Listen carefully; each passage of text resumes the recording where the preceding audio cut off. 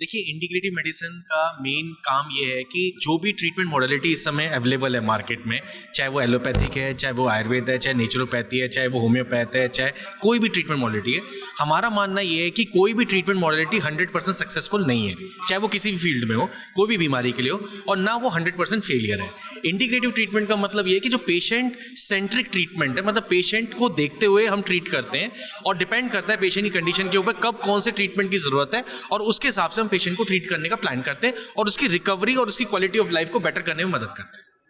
और ये किस तरीके से आम लोगों को मदद करता है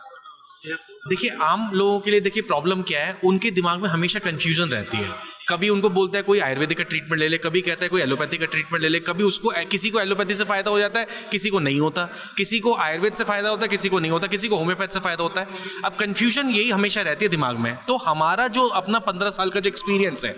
उसकी वजह से हम ये डिसाइड कर लेते हैं कि पेशेंट को किस समय किस चीज़ की ज़रूरत है, और उसका जो कन्फ्यूजन है हमें क्यों, क्योंकि अब होता क्या है कि आप एक ही ट्रीटमेंट के साथ चलते हैं, जब आपको उसमें दिक्कत होती है फिर आप दूसरे पे आ जाते हैं, जब उसमें दिक्कत होती है आप तीसरे में आ जाते हैं, लेकिन आप ये नहीं सोचते कि जो दिक्कत आ रही है वो क्यों आ रही है, उस समय किसी और ट्रीटमेंट से हम कैसे बेटर हो सकते हैं। जैसे आपको सांस में दिक्कत हो रही है, अब सांस में आपको दिक्कत हो रही है, अब उस समय आपको ऑक्सीजन की जरूरत है, बाईपैप सपोर्ट की जरूरत है, वेंटिलेटर की भी हो सकता है जरूरत पड़े, लेकिन जब लंग की रिहेबिलिटेशन की बात आएगी तो आपको आयुर्वेद की जरूरत है, उस टाइम पे एलोपैथी की जरूरत है। अगर दोनों चीजों को हम मिला के चलें तो पेशेंट की रिकवरी के चांसेस को आप बेटर कर सकते हैं।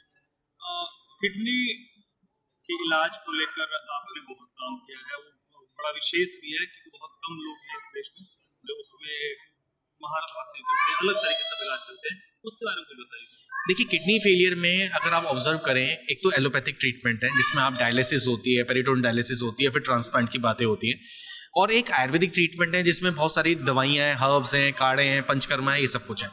हमारा कंसर्न ये है कि पेशेंट की जो क्वालिटी ऑफ लाइफ है, जो कि कॉम्प्रोमाइज होती है धीरे धीरे, कभी उसका बीपी शूट कर जाता है, कभी उसको आईसीयू में जरूरत होती है, कभी उसको सांस दिक्कत होती है, तो हमारा कंसर्न ये है कि इन दोनों ट्रीटमेंट मॉडलिटी को अगर इंटीग्रेट किया जाए और पेशेंट की कंडीशन के अनुसार उसको डिजाइन करके पेशेंट की पूरे उसकी डिजाइन किया जाए, उसके पूरे के पूरे सिस्टम को, तो उससे हमें फायदा ये मिल रहा है, पेशेंट्स को फायदा ये मिलता है कि जब जिस चीज की उसको जरूरत है उसको लेके पेशेंट की रिकवरी को हम बेटर कर सकते हैं, पेशेंट की क्वालिटी ऑफ लाइफ को बेटर कर सकते हैं। और जो बार बार जो उसको पेशेंट को कॉम्प्लिकेशंस होते हैं, कभी सांस फूल जाना, कभी स्ट्रोक हो जाना, कभी कुछ होना, उन सब चीजों से पेशेंट की रिकवरी होती है, और फ्रीक्वेंसी ऑफ डायलिसिस या फ्रीक्वेंसी की चांसेस की ट्रांसप्लांट होने के चांसेस, उसको हम मिनिमाइज कर पाते हैं। ये सारी चीजें हैं जो हमने ऑब्जर्व किया है अपने पेशेंट्स में, जो कि इंटीग्रेटिव सिस्टम से अपने को ट्रीट कर रहे हैं।